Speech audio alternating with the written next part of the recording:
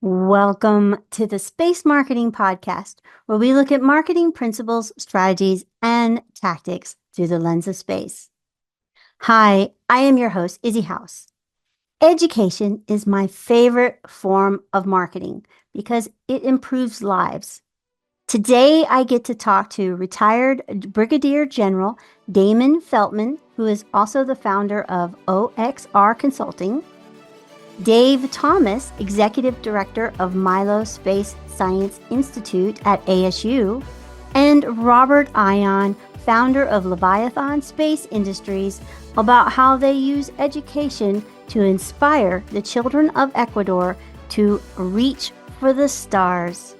So lift off in 3, 2, 1.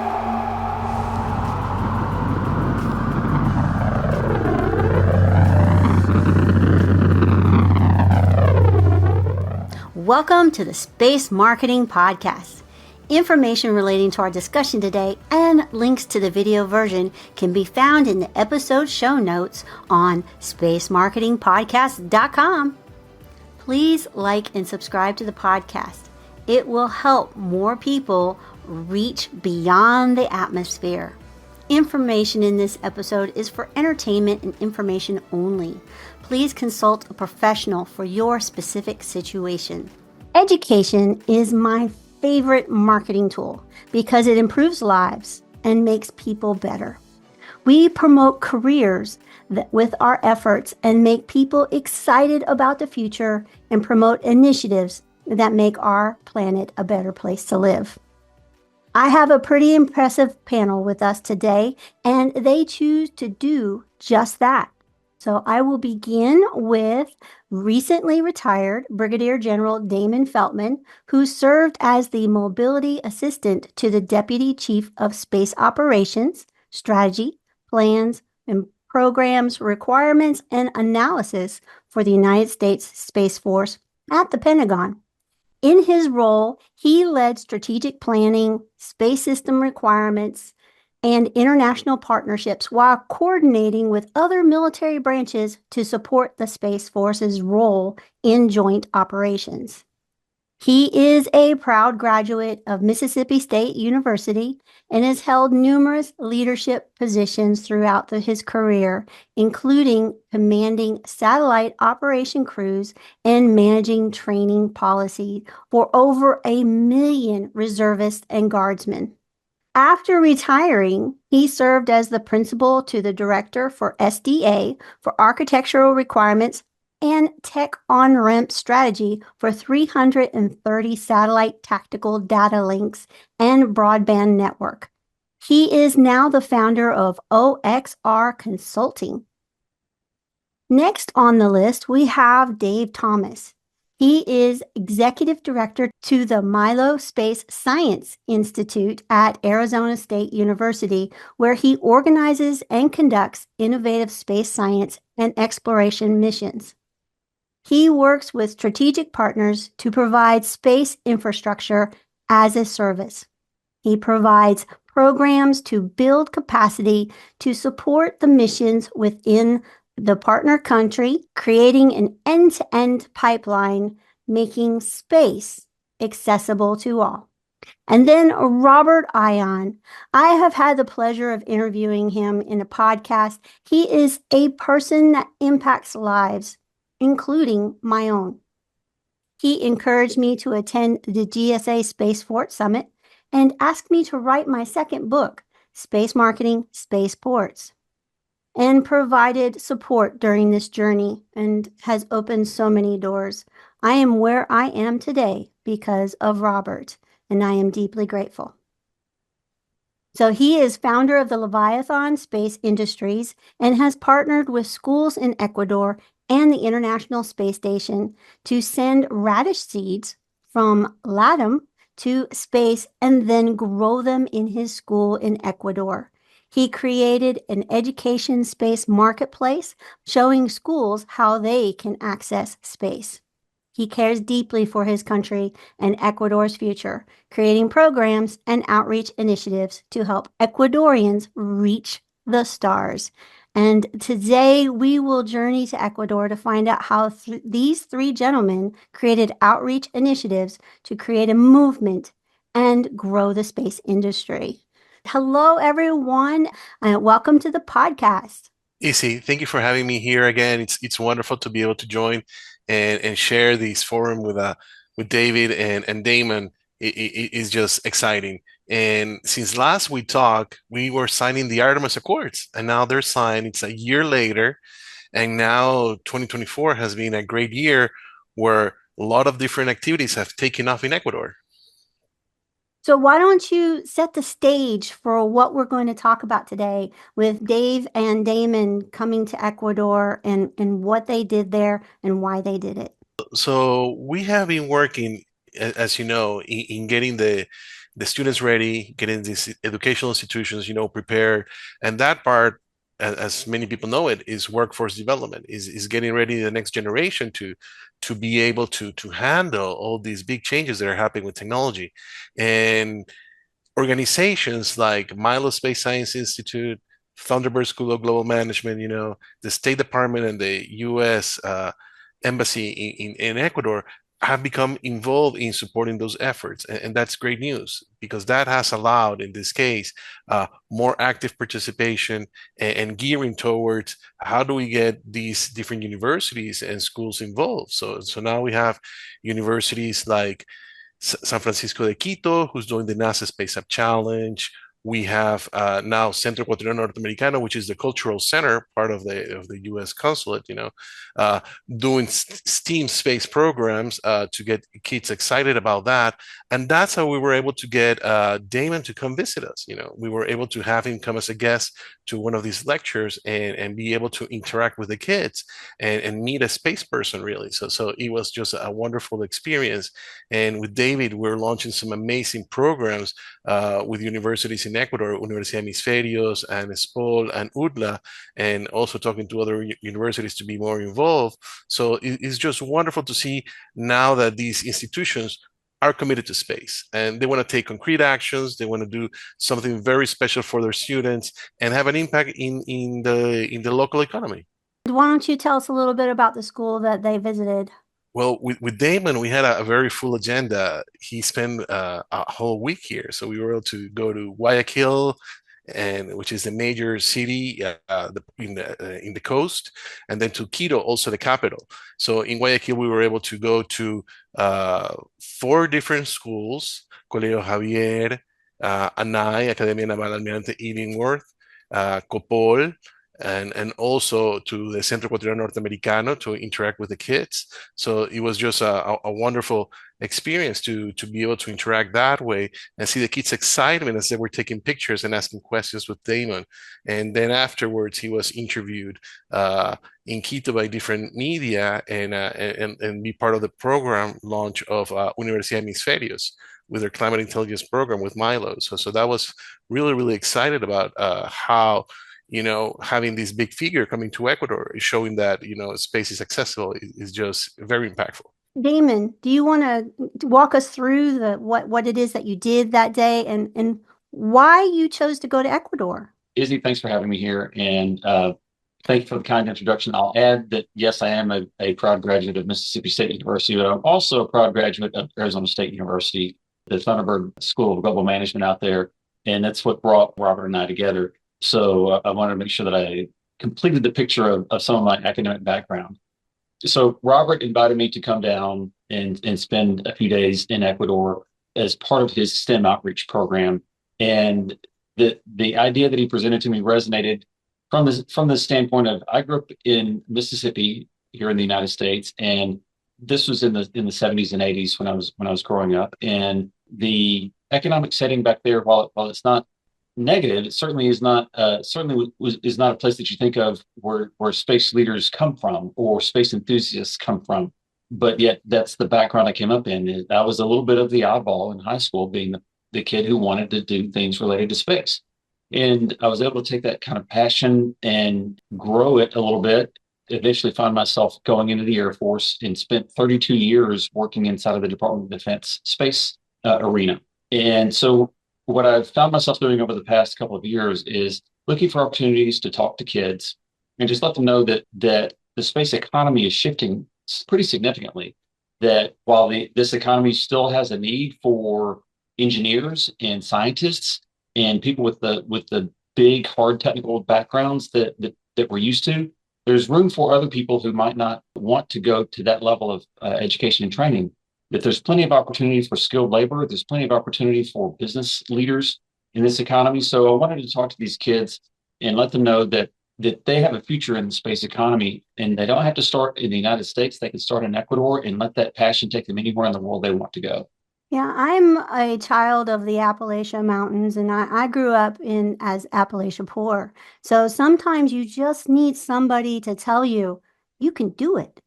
You know, when I got to high school, I loved space, but everybody looked at me like I had three eyeballs, and nobody else was into space. So it took me several decades to make my way back to space.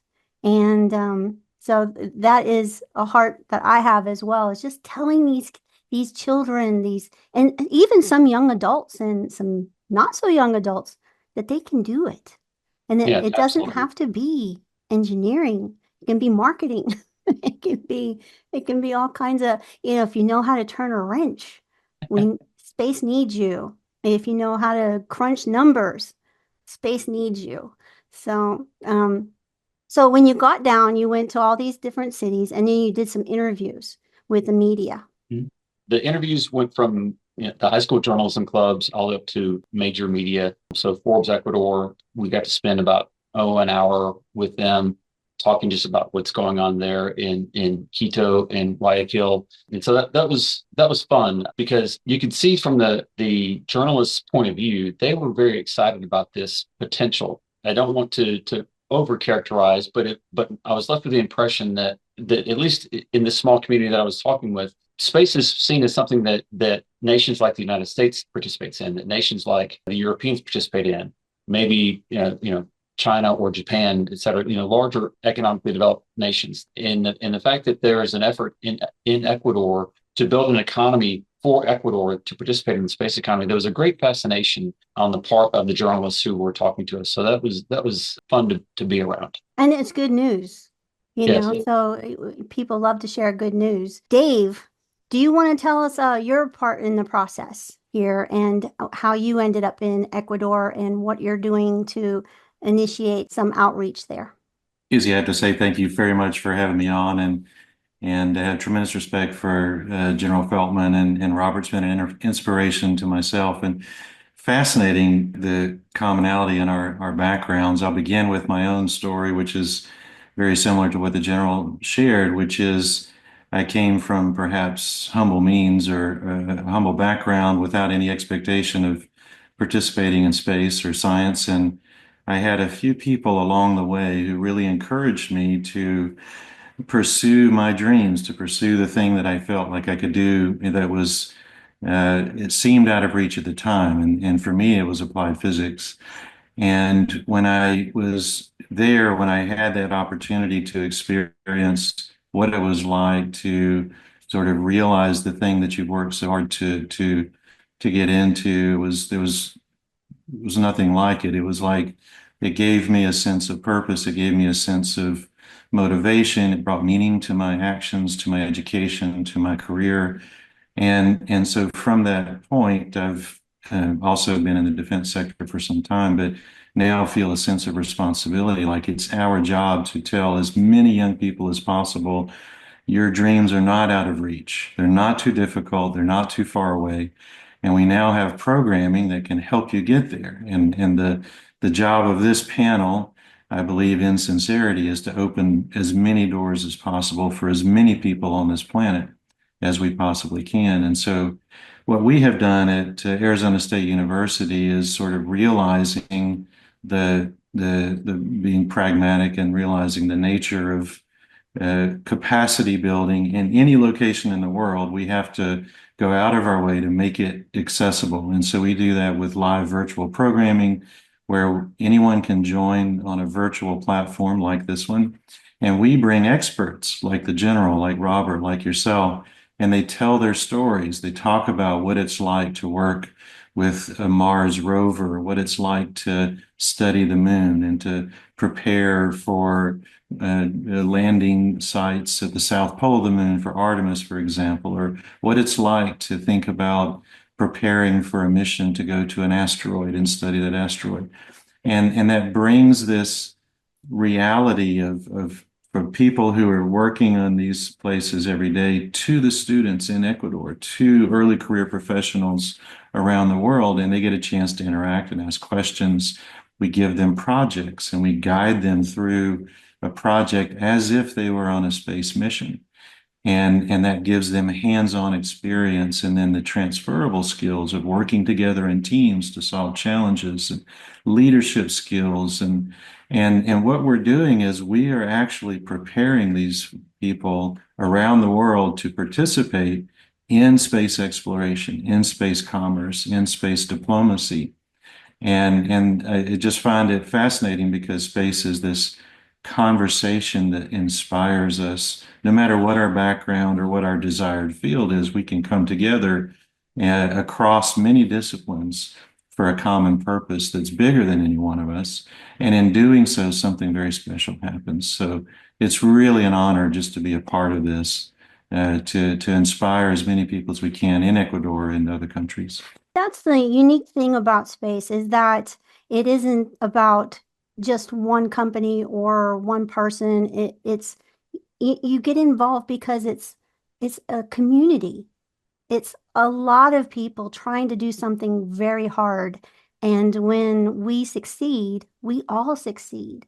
That's what I love about space.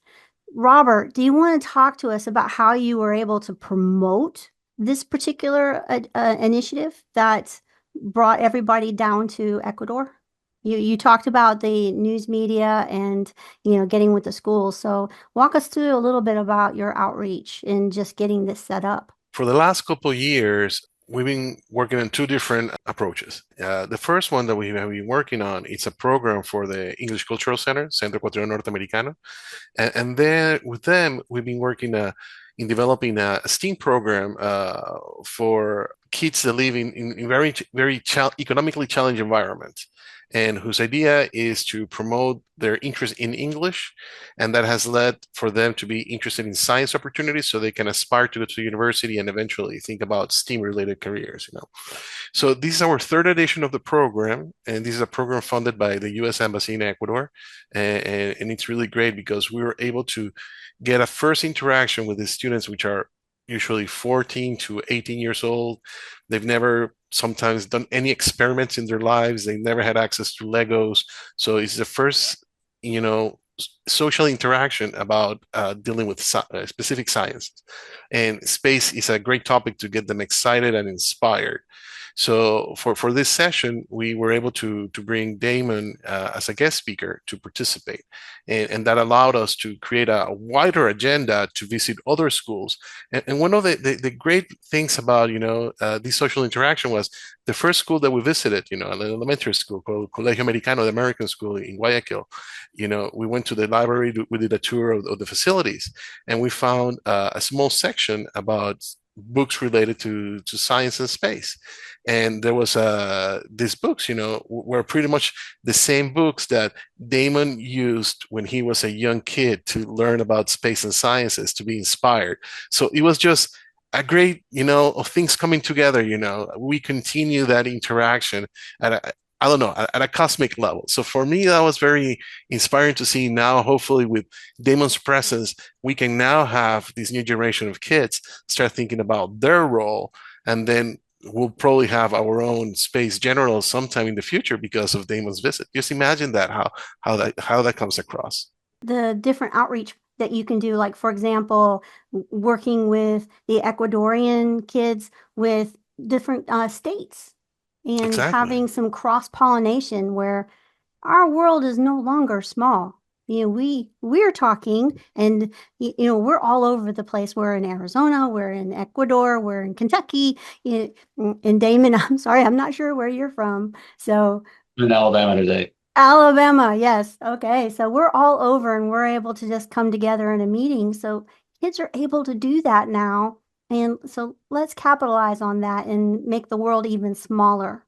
Yes, and the Go ahead. second part that I wanted to mention was for the last couple of years, we've been working with David Thomas with Milo Space Science Institute about having a program, so university students will have the opportunity to participate and get ready and develop those skills so they can bring back to the local economy, and the local businesses that are not space related can benefit and start thinking about applying those technologies. And now this year, we were able to start the rollout of the first program with Universidad Hemisferios, and then also with the access of a grant from the U.S. Embassy, working with UDLA and SPOL, rolling a program in 2025. So David's visit, it's very fortuitous because now we're able to launch those programs, and Ecuador is going to be the pilot for Latin America, which I think it's a great story for us to start thinking about what do we want to do, where do we want to go, and with the right friends and assistance, we can definitely achieve some important things. Easy. Dave, do you want to tell us a little bit about the program itself? So there's two programs that Robert mentioned. So the first with the University of Hemisferios is really about using satellite imagery to monitor resources on Earth. So there's certain things that we can do from space for Earth, like looking at canopy cover in the rainforest or looking at urban planning. We can actually identify a disease that gets into agricultural plantations and look at hydration and manage water. These are really practical applications for terrestrial markets that where we can leverage information from space to help us do better on Earth. And so we call this our academy, our Climate Action Academy. There are many people these days that really want to make a difference and sort of change the trajectory that we're on. And so we're empowering them, we're giving them tools to become valuable in the job market, to maybe start their own companies, and again, to inspire this generation that they can become empowered to make a difference. The second one is kind of fascinating, the one that is actually going to be sponsored by the State Department, the U.S. Embassy in Ecuador. And again, we're using space as this place of inspiration. So NASA has something called the Moon to Mars architecture. So they've published this call for assistance to bring innovators together and to say, we need some help in creating certain things in order for us to populate the moon with humans on a regular basis and eventually go to Mars. Well, the things that they need are things like habitat, energy, water usage, again, food storage, communications, logistics. These are the very things that we need innovation on Earth to help us. And so what we do is we have an innovation challenge model, and we use the Moon to Mars architecture to inspire ideas, but they have to also be applicable to our communities on Earth. So this is a great way to demonstrate how space can bring us together and to form teams, to think about challenging problems, but then we need to intentionally allow our innovation to provide opportunities for stability and economic growth on Earth. It's an exciting program. Absolutely. Damon, do you Yes. want to give us a little bit of what you hope to see, and are you going back to Ecuador anytime soon? So Robert wants me to come back to Ecuador as much as my personal calendar and my bank account will allow. But Ecuador was a very fun visit, and I hope to get back there soon. What inspired you most about the visit? I would see it in a couple of places. And these are two separate schools. And as the conversation was unfolding here, I wish I had pulled a couple of things and had it sitting on my desktop with me. One was from one of the high schools there in Guayaquil, where a young girl, she was not a student at the school where I was speaking. And to get excused from her other school to come and see me, she had to write an essay that allowed her to be excused to come listen to me. And so she gave me a copy of the essay, and it was about why Ecuador should go to space. And that was very, for a young lady, maybe 12 years old, it was very well thought out, and about a page and a half, and just a neat little perspective from a young woman who has a passion for space. So there's that aspect from having to write down your idea about what space means to you. And then at the North American Cultural Center that's run by the consulate there, I received a different token from another student, and it was that they had competition to design like a mission patch. And the artistic capabilities of a lot of these kids just blew me away. And this young lady gave me her mission patch, and then I was able to bring back home with me. And it was just very touching and very well thought out and very artistic. So I very much appreciated that point of view from these kids. Then maybe the last piece I would leave is when we went to Quito and spoke to the University of Three Hemisferios, we spent the afternoon talking to several different departments at the same time. So there was the engineering department, those environmental sciences, business and law were all in the auditorium together. And we spent time talking about the trajectory of the space economy and how there are very practical applications today, like Dave was talking about with the environmental reserve that the school has and the work that Milo is supporting them with. But then this kind of long-term trajectory of where these different schools under this one university, there was a piece for every student in this economic trajectory. And so the kids could then, I say kids, they're young adults at this point, whether they were lawyers or business students or engineers or scientists, they can see a little piece of their curriculum in this future state of the economy. And so that was very rewarding. Hold on to your boosters. We will be right back after the briefest message from our sponsors. Please like and subscribe to the Space Marketing Podcast so you don't miss a thing.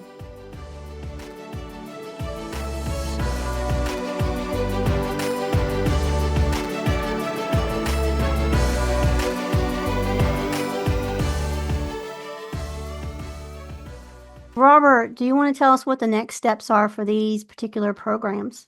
The main program with Centro Ecuadoriano Norteamericano is wrapping up. We're reaching its end now at the first week of October. So it's been an amazing experience for the 60 kids that have been participating, and we definitely hope to run it again next year and think about ways of expanding that, about how can we have a bigger impact and have a wider audience that can participate and be part of these efforts. I think that's something that we have to think very carefully about, how we can definitely grow this.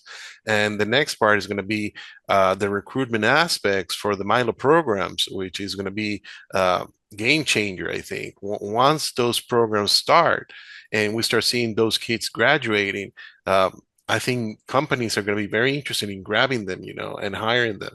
So we've been talking and making agreements through Milo with the American Chamber of Commerce, AmCham, and also the Chamber of Industry. So they're aware of this new talent that is developing, so they can start thinking about, okay, how can we integrate those kids into these companies that are the current business leaders in Ecuador, because they're going to need to update their business models in the next decade. So they're going to need needing the right talent to be able to guide them through that.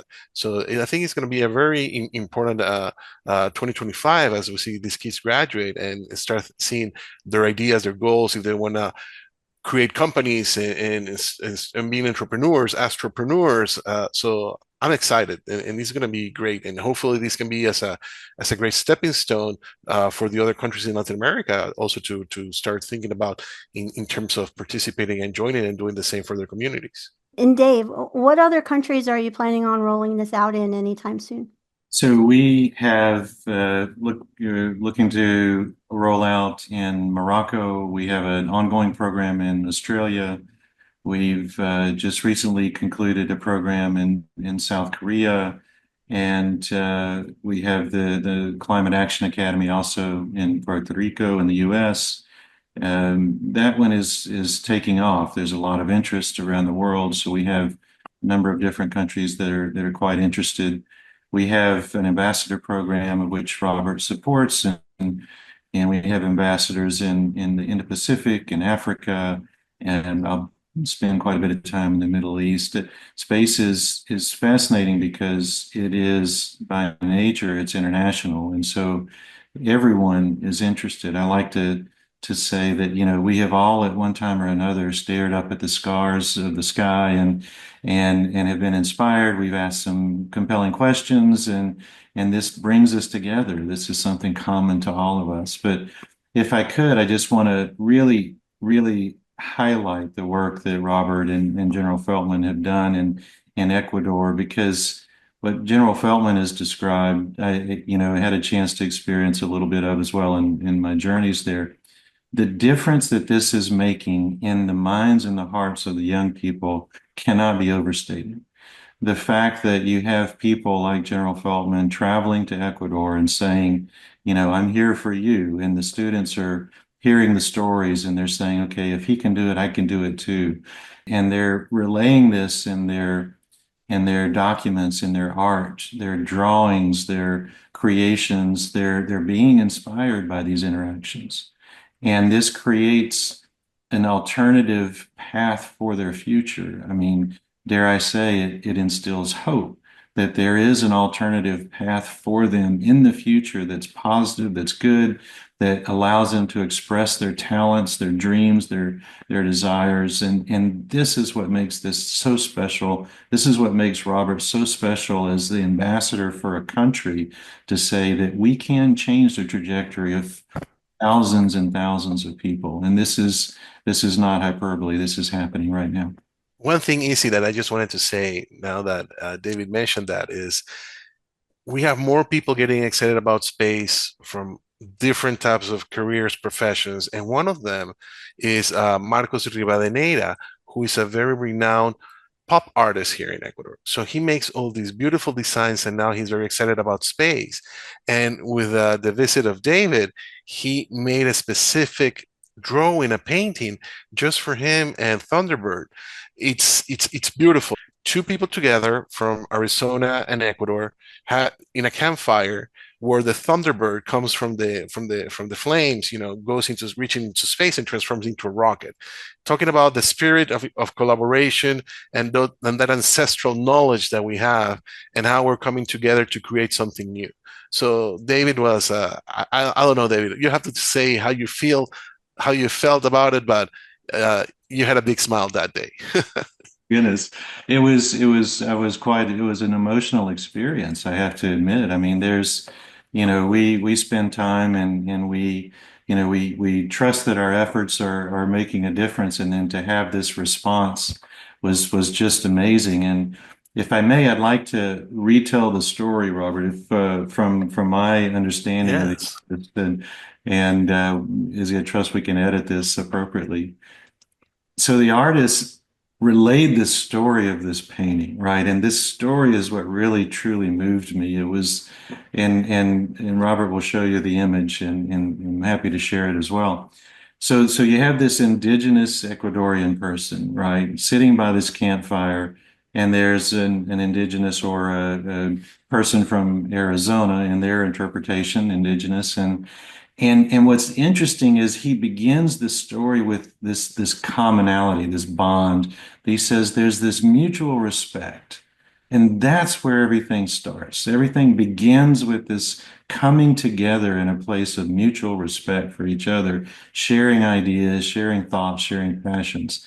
And from that mutual respect, which is the foundation of this, the Thunderbird arises, right? And so then the Thunderbird represents, okay, there's something significant emerging from our dialogue, from our diplomatic discourse, from our understanding of each other. And that Thunderbird eventually transforms into a space program for Ecuador, represented by a rocket that sort of emerges from the smoke. And I just found that to be really fascinating, that we come together on this human level of mutual understanding and appreciation, and then who knows what can come from that. It was really, really amazing to hear this story. I'd like to transition a little bit, is that it's so important to touch this new future generation, but it's also very important to give the tools to the current generation so that they can do powerful things like this. And so I want to kind of transition a little bit to the Thunderbird School of Global Management, where you all met. Dave, do you want to tell us a little bit about what that is? Thunderbird is a very special place. There's a mystique. There's something about the community of Thunderbird alumni that's very special. It's very unique on the earth because of its global reach.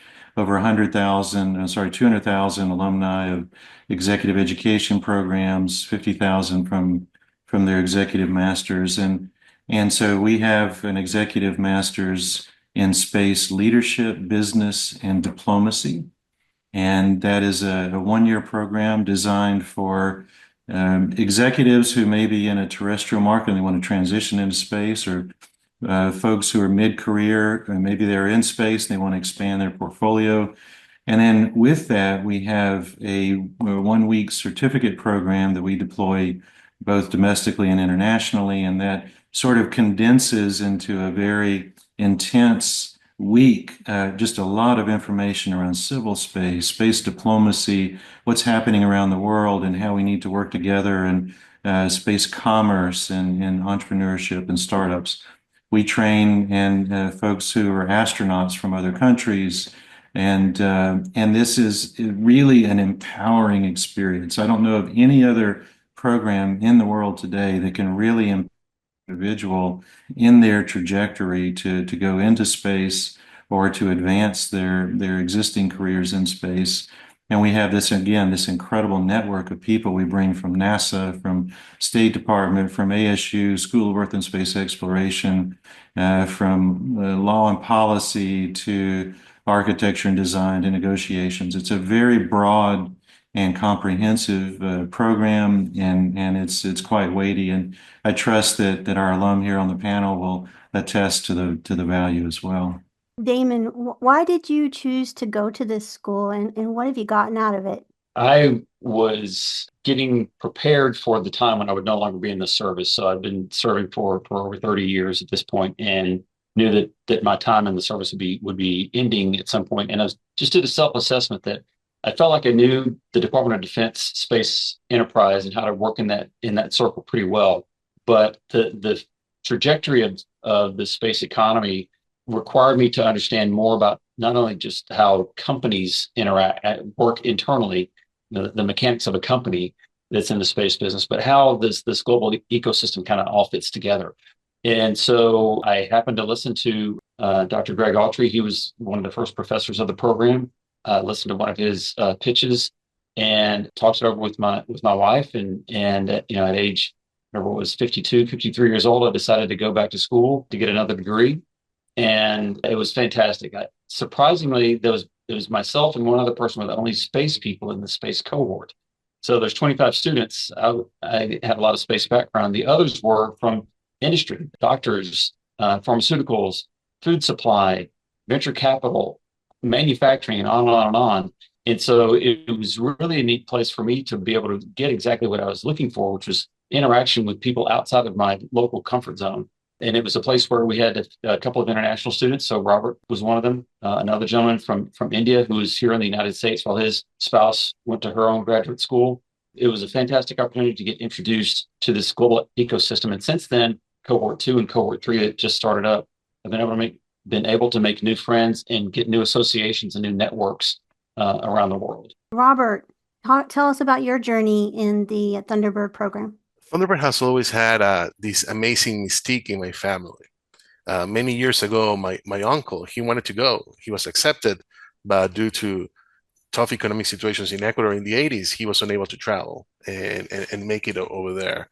So it was always like this top business school, with this mystique. And once they created the program with Greg Autry, in this case, I had reached out to Greg before, and then he mentioned that he was creating the program. And I said, I have to apply. I just have to try it out. At least I can say that I applied for the program, never expecting that I was going to be admitted, So it was just like this wild shot. And everybody in my family was, just joking, not paying attention, not taking it seriously. But afterwards, I was admitted, and then I had this problem. Now I have to go to the program, and I have to tell my family I have to take a year off, basically traveling to go because he was running LA every month. So it was an amazing experience.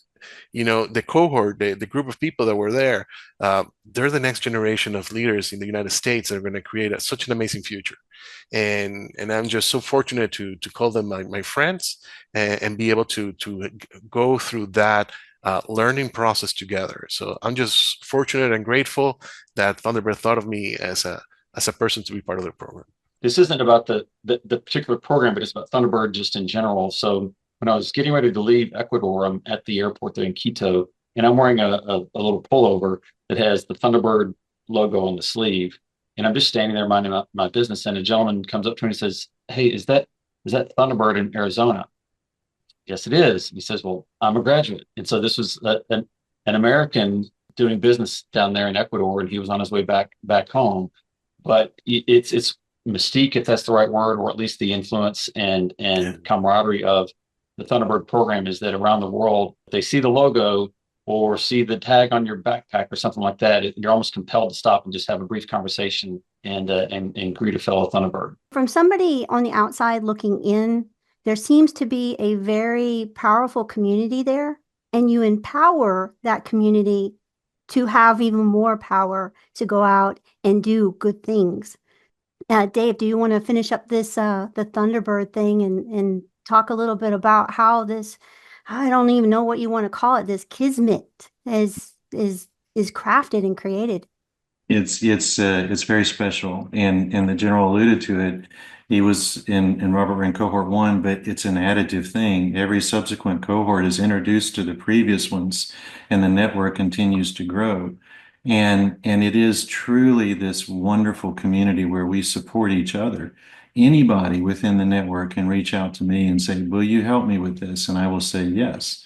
It is, we take fundamental responsibility for the health and well-being of this community. We serve each other in this community, and so it is an incredible thing. And if you think about where we are in history and both in space, but in some of the socio-political dynamics that are going on today, we need community more than ever, more than ever. And we need each other, and we need to know that we can trust each other, and we have somebody that we can rely on, somebody that has our back, somebody that's going to challenge us, somebody that's going to assist us. Maybe there's somebody that we can partner with for an entrepreneurship endeavor. And this is what the Thunderbird creates, is this amazing community that's accessible, and it is loyal and unified, and together we can accomplish some pretty amazing things. If you will, each one of you, and we'll start off with Damon, tell us what your thoughts about how important education is and outreach is, and what some thoughts are you want to leave our audience with today. I suspect Robert and Dave will have similar thoughts, and they'll probably be a little bit more articulate than I am on the subject. But I've been the benefactor of great educational opportunities because I had this interest in space and was able to go through STEM-based programs at the university level, and then through my military career, just got that reinforced time and time again. There's clearly a value in the educational system as we've got parts of it designed in the United States today. The weakness that I see, and the place that I would encourage the viewers of this video to look at, is you can read in current literature about the growth of the space industry here in the United States and the tension that it's putting on the workforce and on the supply chains, because there's more demand than there is supply of workers, particularly skilled workers at all levels inside of developing a space capability. And so back at the end of World War II, for example, the United States decided that it wanted to be a major airfaring nation, and it built this entire ecosystem of education across the U.S. that today reaches down into community colleges and trade schools, where a kid can go. They have a fascination for aviation, but they might not want to be a pilot, and they can go to a trade school and learn how to work on airplanes, or they can go to a community college and get an associate's degree in aviation technology, or they can go off and be a pilot or be an aerospace engineer. In the U.S., I feel like we start at the university level education and go forward from there. We need to back it up a little bit and try to catch some of these kids coming out of high school that love space, want to be part of space, but don't want to be a university graduate. They want to be a craftsperson. They want to be have an associate's degree or something like that. So that's where I hope education is going to take us as the economy continues to grow. And it's a message that I try to reinforce when I speak in public audiences like this. Education is an important foundation for any type of efforts that we want to do. And in Ecuador, it's the building blocks about getting out of poverty and start thinking in terms of how do we become a developed nation? How do we get our people ready to be able to use the new technologies, to adapt, to seize the opportunities? Because without education, we're going to miss out, because we're not going to be aware of what's new, what's changing.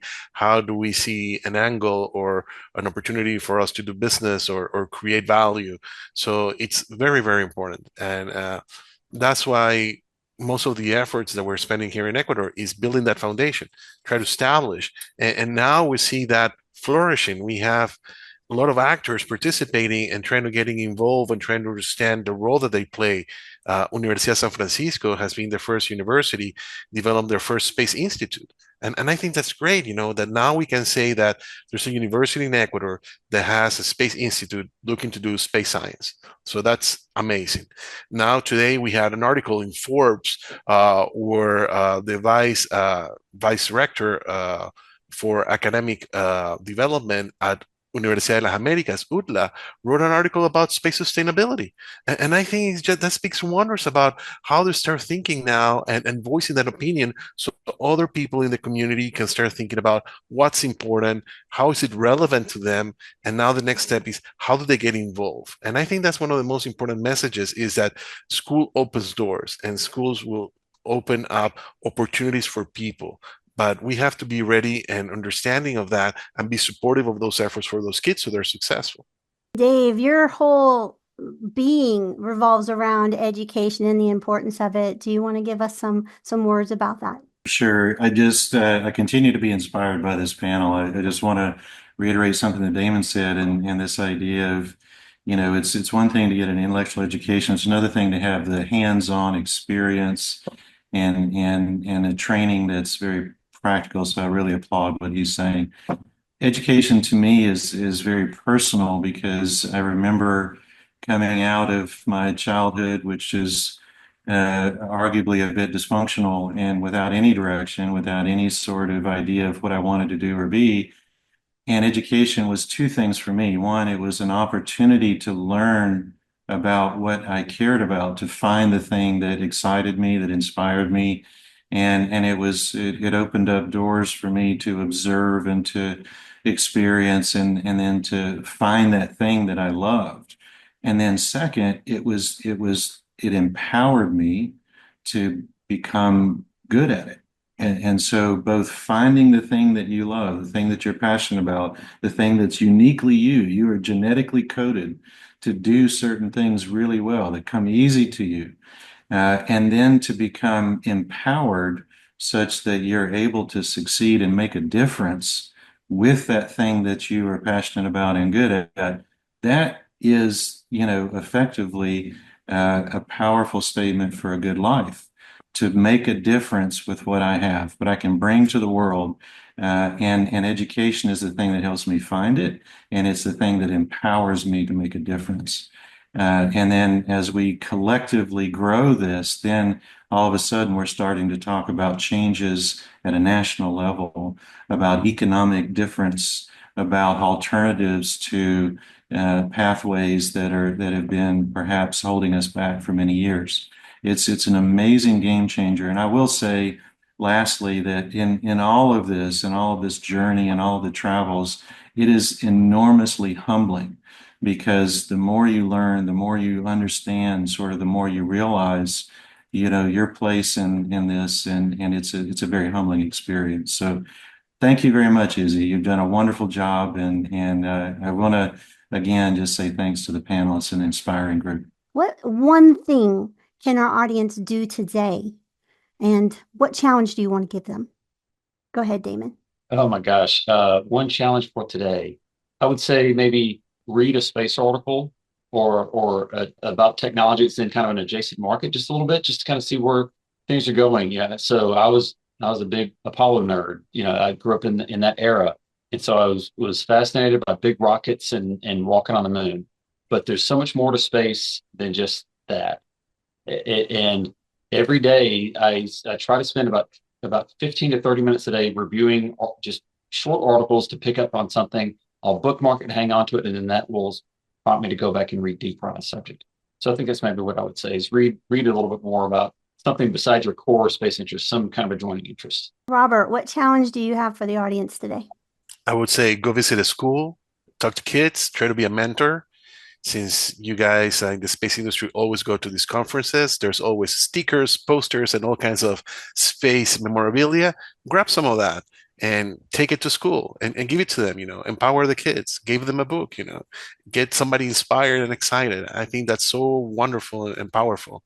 So you should do it. I would like to piggyback on that and to also visit your libraries. Libraries are a good place that youth and children that have nowhere to go after school, that's where they go. And that's where a lot of hands-on activities are now. So visit your library as well. Dave, what challenge would you like to have the audience do today? I would challenge everybody to open a door for one person a week. We all have stories of people that opened doors for us and gave us opportunity. Spend some time, spend an hour mentoring someone, as Robert said, hang out at a library, connect somebody to someone else in your network, but one time a week, try and open a door for someone. So I went off camera about halfway through for about 10 seconds, and it was right after I made my comments about one of the more inspiring events. And I did that because I remembered where the material was that I had referenced. So this is, I don't know if I can get it up here. Hang on. Let me de-blur my screen here for a second. Maybe I'll show it that way. There we go. So this is that's the artwork that one of the young ladies did for me here. Wow. So young lady, she's, like I said, in her late teens, probably 16 years old, did this. And then her name was Maria. And then this is the paper. I've covered her name, but Isabella wrote the paper about why Ecuador should go into space. So yeah, and so to bring those home with me. So that was big fun. Well, and kudos to those teachers that had her do that, because Yeah, it looks like Dave had something too that he came home with. And Dave, you have something you're holding up. No, I'm just amplifying. It's just amazing. The students, when I visited, they knew I was interested in this mission to this asteroid called Apophis, and so they kindly drew drawings of their interpretation of an asteroid. It was amazing. Awesome. And your turn, Robert. I see you holding up something too. I was just grabbing a picture of the moment. Okay. So how can everybody contact you? I'm going to have links to the Milo Science, and I'm going to have links to the Thunderbird School as well in the show notes. This Yeah, one, LinkedIn I'm on LinkedIn. It's a great tool. Yeah, Damon Feltman at LinkedIn. I look like this. My picture is there. Yeah, same. LinkedIn's great. LinkedIn is that's the social platform that space goes to, and more than just for jobs. So wonderful. All righty. Thank you all so much. And Izzy, don't forget, you have to come visit us in Ecuador now. You're the only one missing to the party. I am trying actually very hard to get there, because I think it would be very interesting to do for you do a podcast from down there, that'd be great. Oh, yes. A special thanks to Brigadier General Damon Feltman, founder of OXR Consulting, Dave Thomas, Executive Director of Milo Space Science Institute at ASU, and Robert Aillon, founder of Leviathan Space Industries, for sharing their journey to space and their service to our world. Be sure to check out their links listed in today's show notes at spacemarketingpodcast.com. Please like and subscribe to the Space Marketing Podcast to help us get the word out about this incredible industry of space. I hope that you have found this podcast useful for your journey as you reach for the stars.